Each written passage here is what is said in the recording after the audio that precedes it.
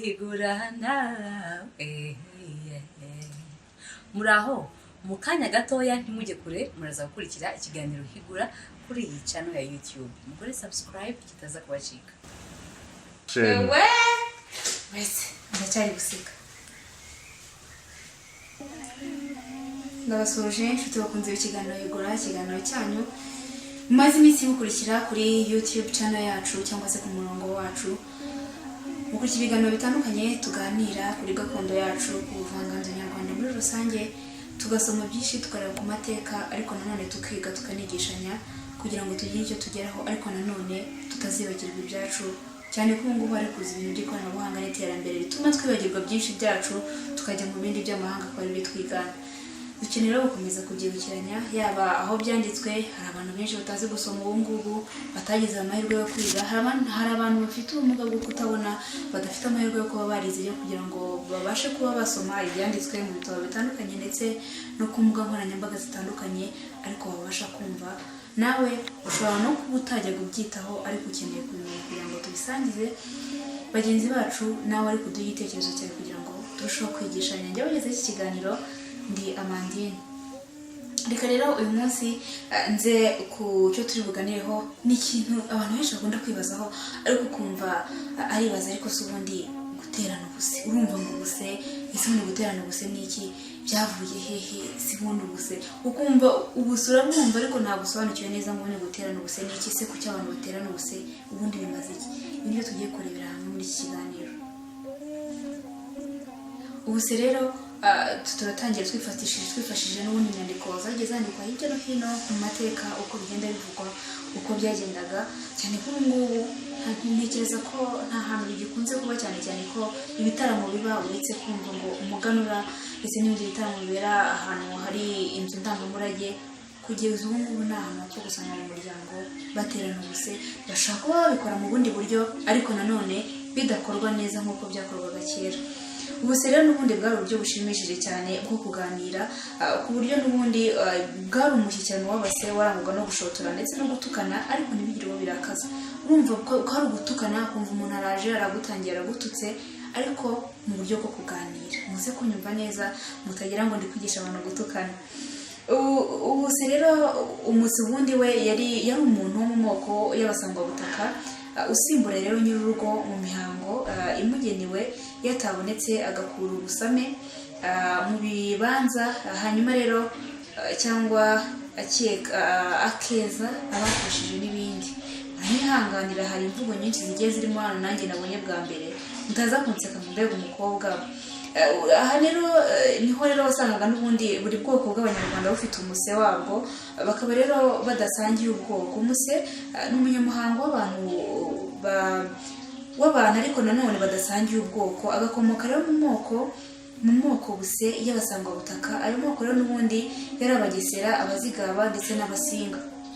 Amoko amwe rero agira ubwoko bw'abase yihariye, buri bwoko bugira nyine ubwoko bw'abase bwihariye, andi rero agafata ubwoko bw'abase n'ubundi bubonetse bwose.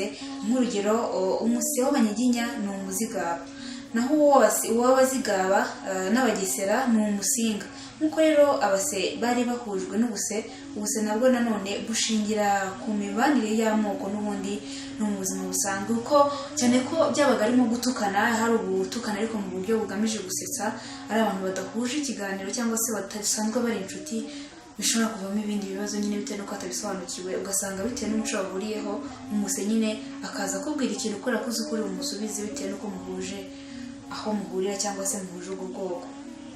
Buri munyarwanda rero n'ubundi yagiraga abantu bahuje nawe n'ubundi, ndetse n'umubano w'abase nk'uko abanyarwanda bose n'ubundi bikwirakwije mu moko menshi akomoka mu bisekuru byabo.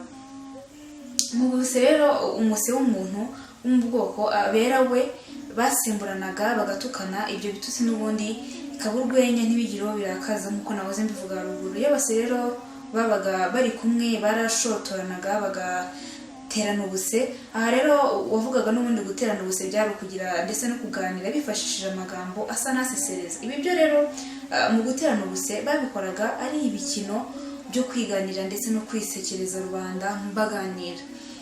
Abase rero bahoraga bagenekereza ku mazina y'ibiryo ari mu nteko imwe n'ijambo amabyi. Munanyihanganira ku bantu bari kurya iri jambo cyangwa se iyi nyito, abantu benshi batesha apeti ko bari kurya mu nyihanganira, ariko nta kundi kuntu nayita, ariko hari n'abayita amazirantoki mu rwego rwo kuzimiza, ariko mu Kinyarwanda niko yitwa, ni amabyi. Ubwo rero impamvu mu buse iyo bateranaga ubwo buse rero ayo mazina n'ubundi bagenekeza baheraga ku mazina n'ubundi ajya kwitwa cyangwa se bagenekereje ko ajya gusa n'amabyi navuze haruguru. Wenda tuvuge nk'urugero, harimo amasaka, amata, amateke, amashaza, amadegede, amavuta. Urumva ko byose nyine bitangirwa na ama bijya kujyana. Iyo umuse rero yasangaga umuntu amata arimo kuyanywa, wabereye umuse yaramubazaga ati urayanywa. Yaba rero amusanganye amashaza akamubaza ati urayarya. Iyo rero yasubizaga ngo ndayarya cyangwa ndayanywa, umuse yaboneraga uburyo n'ubundi bwo kumutuka no kumumwaza ngo ni imbwa ay'umusega, ngo kuko imisega yonyine ariyo ihunahuna ikarigata mu cyavu ndetse no mu ibagiro, cyangwa nanone akamwita umurozi ugaburira biwe ibitaribwa. Ariko kuvuga gutyo bwari ukumusembura kugira ngo bahereho noneho baterana bwa buse. Ubu buse rero ntabwo bwababazaga cyangwa ngo bumurakaze, ahubwo nanone byahindurwaga ibitwenge, ababumva bose bagashimishwa n'ubuhanga umuse atondekanyamo ibitutsi. Nawe rero kandi nta mujinya cyangwa se umutima mubi yabaga abivuganye, byari kugira ngo nyine biganirire. Iyo ubundi akenshi iyo umuntu yateraga ubuse undi akahita arakara, bamwitaga igifura, kurumva ntiyari azi kuganira mu bandi, ugasanga ahita arakazwa n'ibyo ngibyo, kandi bakagombye guhita bahererekanya bya bitutsi mu buryo bwo kuganira. Iyo umuntu rero yabaga azi ko abajijwe n'umuse, wiyirindaga gusubiza ko anywa cyangwa ayarya. Yaramusubizaga ati sinyanywa cyangwa sinyarya. Umuse rero we akongera akamubaza ati ninde uyanywa, undi akamusubiza ati ni nyirazo. Icyo gihe rero umuse yerekaga ibyo guterana ubuse n'ubundi bakaganira uko bisanzwe. Iyo umuse yabazaga ati ninde uyarya, umuntu yarasubizaga ati ni abatwa. Cyangwa iyo umuse yabaga asanganye umuntu amata cyangwa amavuta, yaramubazaga ati ni ayande, undi ati ni ay'abatwa. Icyo gihe rero nta kintu umuse yahitaga yongeraho, ubwo byabaga birangiye nta kindi yongeragaho. Naho iyo rero uwusubiza yavugaga ko araye, umuse yahitaga aterura akiyamira, undi agasigara yumiwe, kandi nanone ntiyashoboraga kuyamwima cyangwa kuyamwishyuza. Urumva niba avugaga ku isaha yanjye, urumva yahitaga yajyana nyine ntukurane, ukamenya yuko nyine niko bigenda, kuko ntabwo uzi uburyo bwo gusubiza neza umuse. Hari n'ubundi buryo rero n'ubundi bwo guterana ubuse bwari buhuriweho na bose, ariko nanone bugahera mu magambo gusa, aha ntibugire icyo bwungura umuse. Hari uburyo nanone n'amagambo babwiranaga umuntu yabaga n'ubundi yitsamuye. Umuntu akubwira ati yabaho witsamuye, akubwira ati urakiri, undi agasubiza ati twese. Ubundi mu buzima busanzwe niko bivugwa, ariko noneho mu buryo bw'umuse hari uburyo yakubwiraga iyo wabaga witsamuye, agahita akubwira ati urakire maze ukirane imbavu. Ubwo ni uburyo bumwe yakubwiraga. Cyangwa se akubwira ati urakire ukize ruseke usekanyuza imbwa umutsima. Mana yawe, ibi byo nanjye birantangaje nk'abantu. Hari amagambo umuntu yumva bitewe n'uko iki Kinyarwanda kirakomeye, nubwo navuga ngo kirakomeye ariko n'icyo mu bihe byatambutse ntabwo buri wese yashobora guhita yisobanurira ibi bintu. Muri ibi ngibi umuse yagusubizaga rero, barigiye bikubwira ngo waba uri igifura bigahita bikurakaza, ugatangira gutongana ngo urantutse, ariko siko bigenda n'ubundi mu guterana ubuse. Arigiye kubwira ngo urakira udakize ntawagukira. N'ubu ngubu iyo mvuga abantu bayikoresha benshi, umuntu yakitsambura agavuga ngo urakire udakize ntawe wakira isabiriza ryawe, cyangwa se urakira udakize ntawagukira. Hari n'andi magambo menshi rero bajyaga bakoresha ngo guswo nka sogokuru. Mbese byabaga ari byiza mu biganiro, kandi nyamara koko byari byiza unumvisha umuntu, ukumva abasaza bari kuganira gutyo baterana ubuse, nawe ubyumvisha bitewe n'uko baba babivuga, uhita wumvamo ko nta mutima mubi bari kubivugana kuko baba bari kuganira, cyangwa se uko kuganira navuga ngo ni uguterana ubuse noneho bivuze mu nyito yabyo. Urumva abantu benshi rero yaba mu buryo bw'ibisigo, hari n'abajyaga baterana ubuse mu buryo bw'ibisigo ugasanga bateranye ubuse binze begera no ku mwami yabaga ari nyiri u Rwanda n'ubundi umwami ku buryo nawe umuse yazaga akamuteraho ubuse akaba yamubwira nk'ibingibi nahoze mvuga haruguru ntagire icyo bimutwara bitewe n'uko azi ko ari ugutera ubuse nyine, cyane cyane ko yabaga ari umuse wo mu bwoko bw'umwami n'ubundi bagiraga nabo umuse muri ubwo bwoko umwami yabaga arimo. Ibyo ngibyo nabwira rero ku bijyanye no guterana ubuse, namwe mujye muterana ubuse kuko burya navuga ngo hari imvugo uvuga ngo guterana ububyara. Guterana ububyara se no kugira gute? Ni kwa kundi umuntu aganira n'undi ukumva bari gutukana kuri ubu ngubu hari imvugo usanga umuntu akoresha kubwira ikintu kuko ukumva ntabwo ari igitutsi. Ubu ngubu byo bisigaye biri mu bundi buryo, umuntu avuga ngo hite wacyana we, urumva umuntu avuga ngo wacyana we arakaye byakubabaza, ariko bikubwiye ubona nkaho ashaka kugukinisha ntabwo bikurakaza.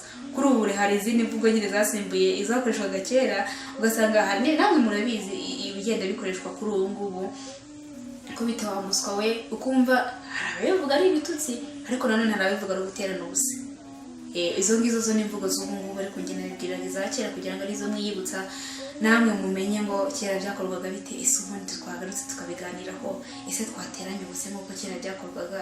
Hari umuco mwiza n'ubundi watumaga abantu biyumvanamo bakaganira bagasemburana, naho wundi utavuga batangira kuvuga. Burya ni byiza iyo ubonye n'umuntu acecetse muri rubanda cyangwa se ari mu bandi bantu ugasanga ntavuga, nyaboneka mujye mumukebura kugira ngo aganire, kuko burya n'igihe ashobora kuba afite ikibazo gikomeye ariko mwebwe mutabimenye. Ariko iyo muganiriye nk'uko nguko, yaba muri uko guterana ubuse yaba mu gukirana, bituma umenya ko mugenzi wawe afite ikibazo cyangwa mwuka mufasha. Reka mbashimire rero, ngiye kugezaho ikiganiro ndi Amandine, mbibutsa ko ikiganiro cyacu gicaho kuwa mbere no kuwa kane twaganira ku bintu bitandukanye bijyanye n'ubuvanganzo ndetse n'umuco wacu muri rusange. Mbibutsa ko tuzajya duhemba nyuma wa kane wa nyuma w'ukwezi ku kibazo tuzajya tuba twarabajije, cyane cyane tuzajya tubaza mu biganiro bizajya biba byaratambutse muri uko kwezi kose, hanyuma utsinze abandi tumuhe mu mafaranga y'u Rwanda 50,000. Ndabashimiye cyane rero, mukomeze kugira ibihe byiza kandi musigasire umuco wanyu.